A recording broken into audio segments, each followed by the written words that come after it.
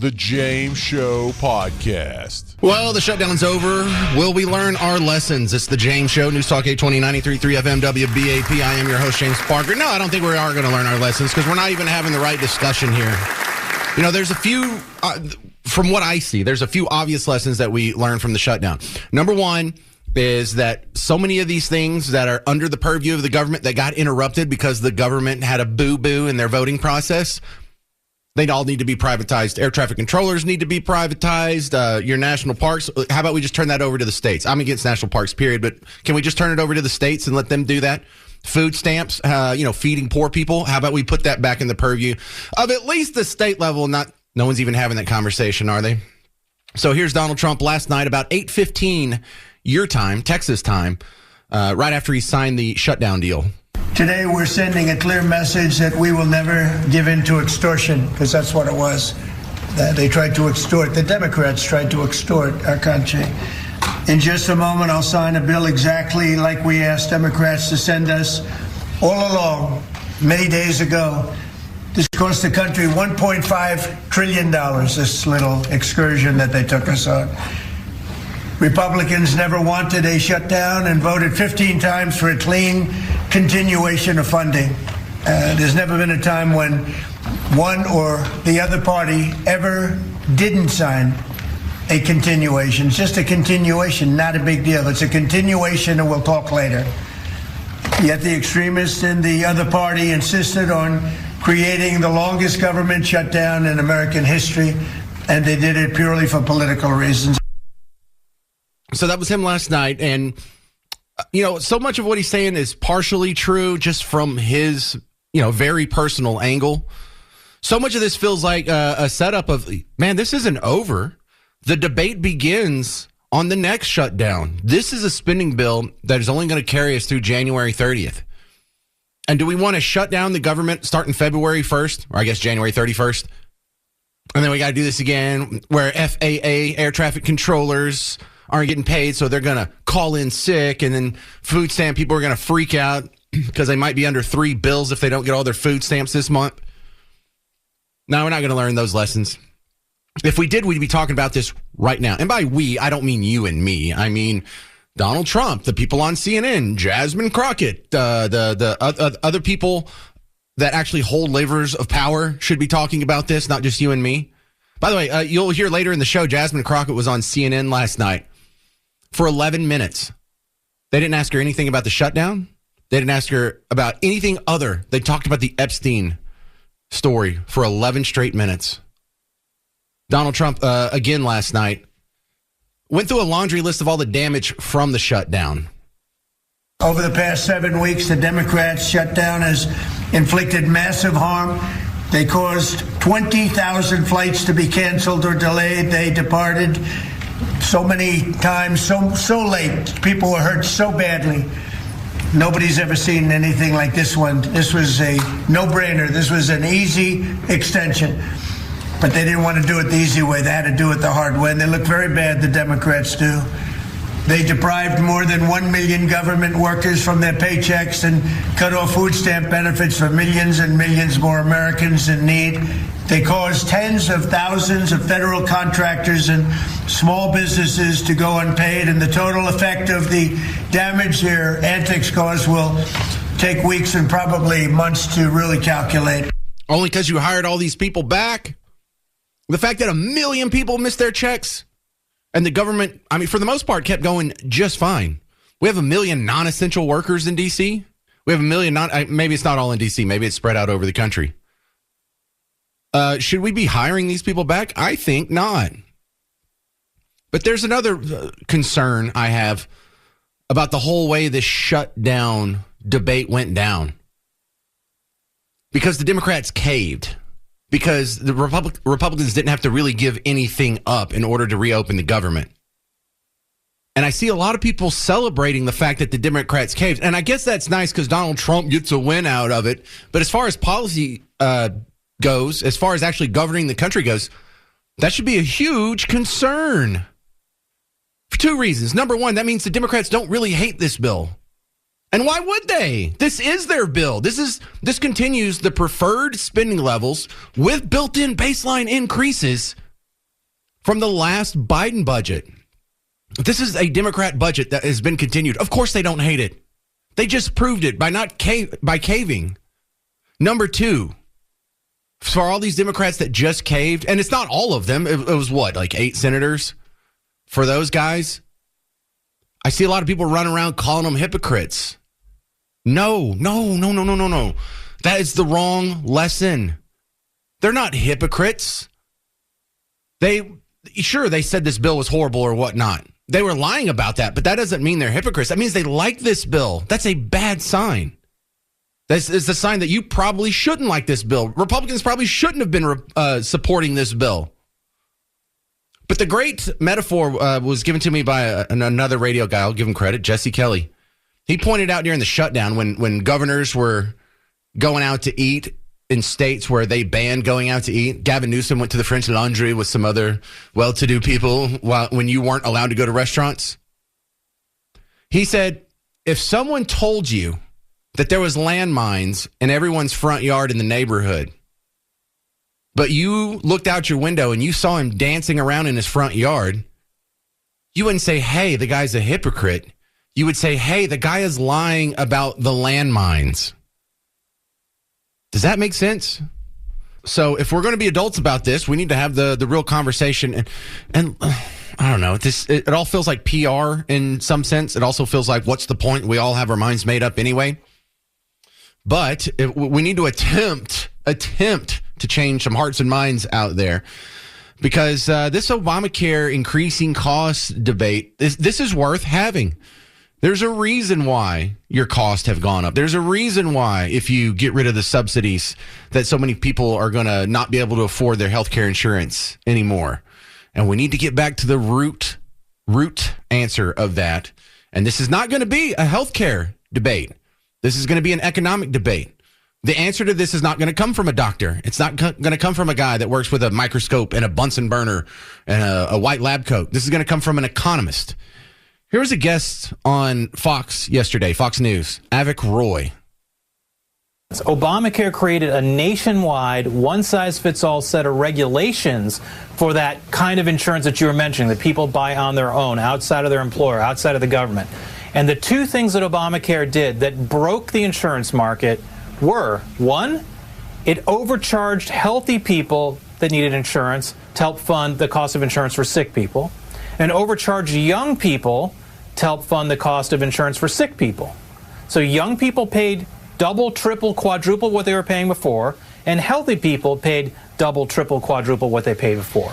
And so those were the people who were particularly harmed by Obamacare, who dropped out of the market, who can't find affordable coverage unless they get those subsidies. And the end result is, if only sicker and older people buy insurance, the price of insurance for everybody goes through the roof. You know, this is the same arguments that were had 15 years ago when Obamacare was being passed. Can we just go back and rewind the clock and look at the promises that were made of Obamacare and say, okay, maybe they were well intended when they passed this, but all of their predictions, all of their, economic studies of it turned out to be wrong. The part where, if you like your doctor, you keep it. Like your plan, you keep it. It'll save you money. Things will be cheaper. It'll be more affordable. It'll be more accessible. It'll be easier. It'll be better. It's all wrong. Can we not just get back to an up or down vote on repealing it at this point? Isn't that kind of obvious? Bill in Waxahachie, you're on WBAP. Yeah, the problem with Obamacare is you can't force the American people to buy something that they don't want. And this was, you can't pass a law to tell people they have to buy something. The federal government cannot do that. Well, they did. I know philosophically it's wrong, and I agree with that sentiment. The Supreme Court acted like a bunch of you-know-whats and said, well, it's okay to work. But, Obamacare is, Obama was, I must say, one of the worst presidents, even worse than maybe Joe Biden, because he just tore the Constitution apart, and he did so many things that were just, I don't really see that the sea levels have gone down or gone up. You remember that? He was going to stop that. And, he was just so full of, what? It was incredible. So what would you like to see them do, Bill in Waxahachie? Well, I'd like to see them get to a point where everybody. I'm not an expert on health care, but there's got to be I'm 80 years old. I've got Medicare, and I don't know what my premiums are. At this point, I don't know how much longer I got to go, but I don't know what the solution is. We have muddled everything up for the last 50 years. That it's just a conglomeration of idiocy. I mean, these guys, everybody in the Congress should be fired and put 535 people in there that maybe just are citizens and maybe know their hand from their rear end. I love your kitty cat already.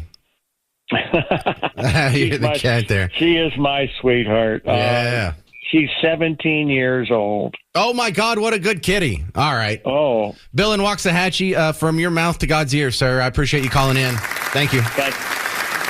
Stick with the phones. We're going to go to Ron in Garland. You're on WBAP. What do you want to see him do? Good afternoon.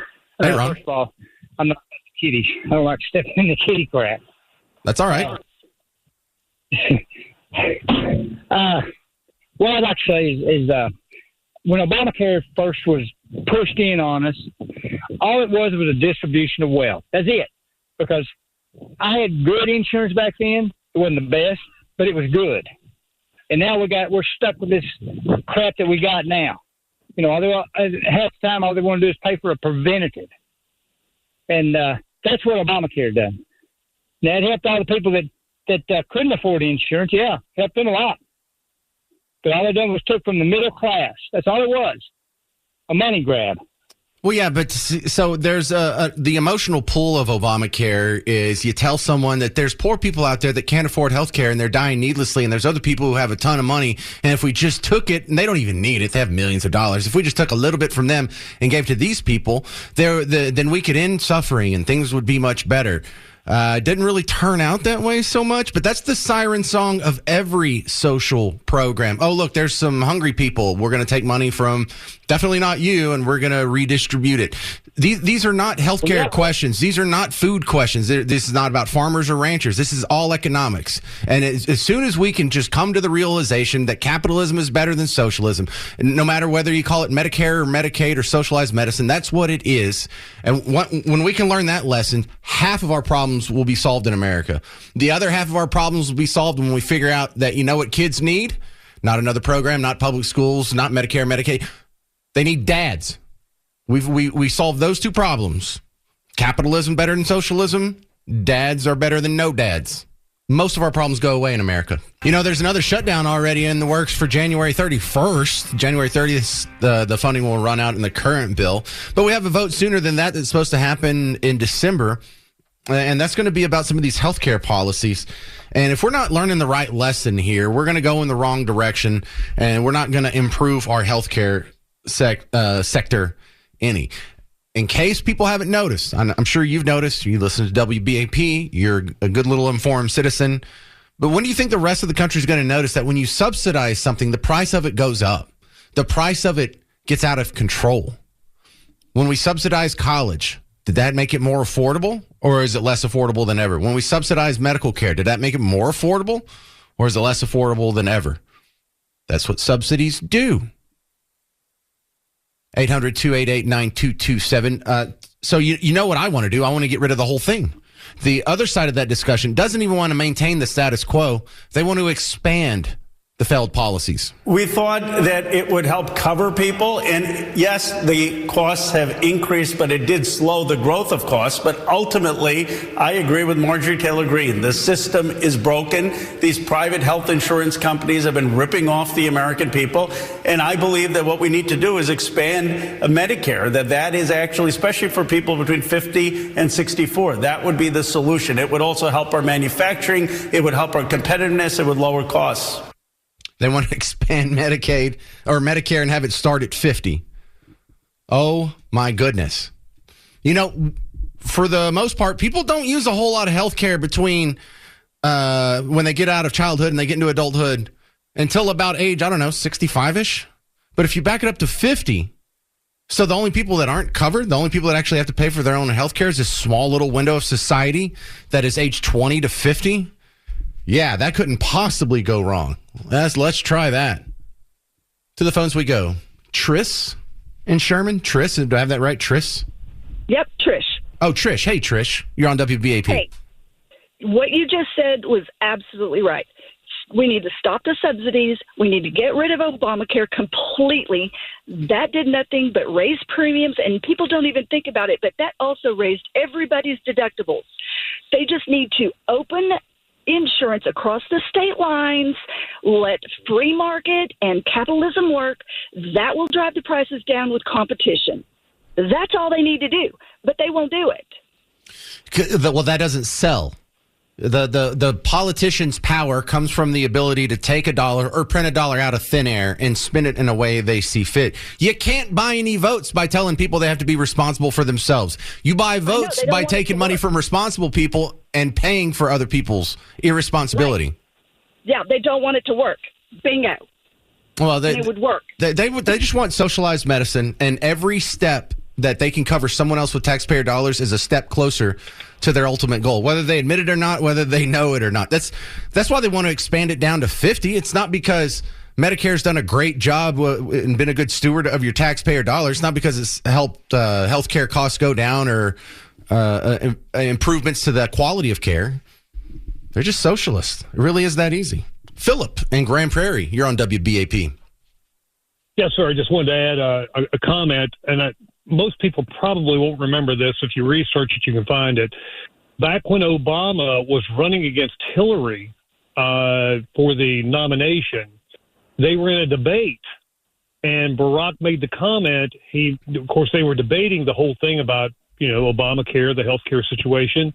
And Hillary challenged him and said, Barack, you've got to force the younger people to buy. They're going to have to pay for it. And he says, no, they will not. You do not have to do that.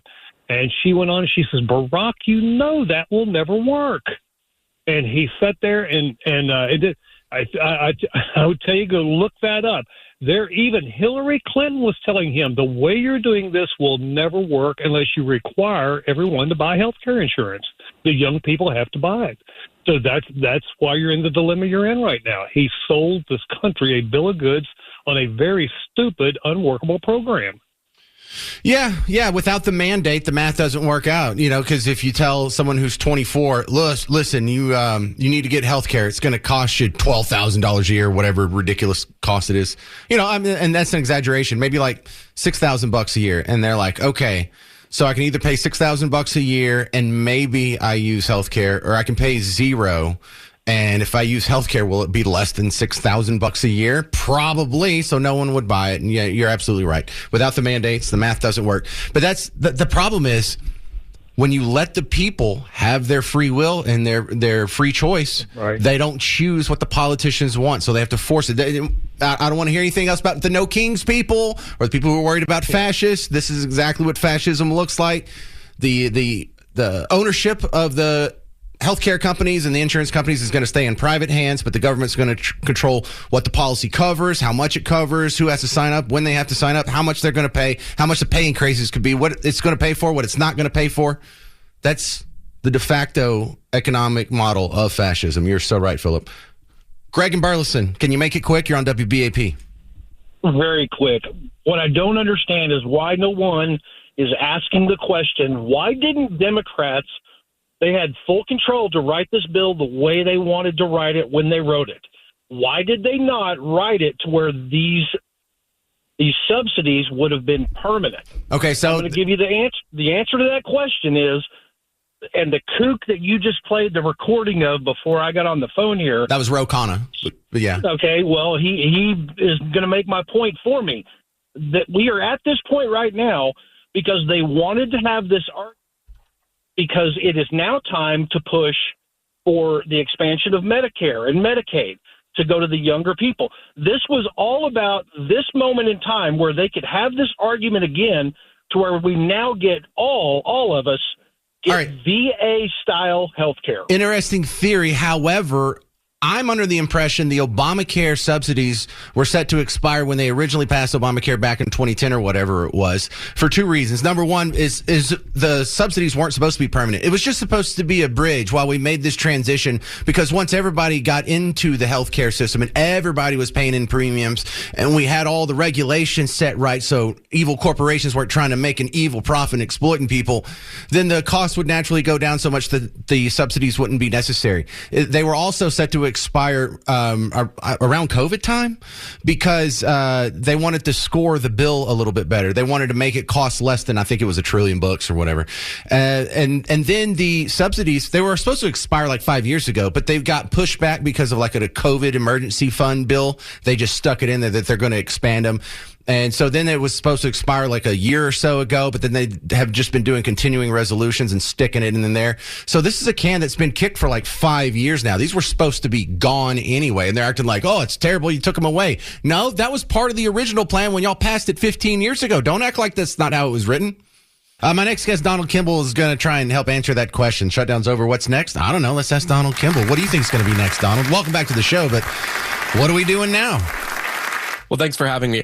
There are a couple things that are going to happen in the immediate aftermath, right? We're going to probably see a lot of covering for the back pay and the services that were disrupted, talking about SNAP benefits, talking about air traffic controllers. All of that's got to get back on track with this funding bill through January 30 of 2026.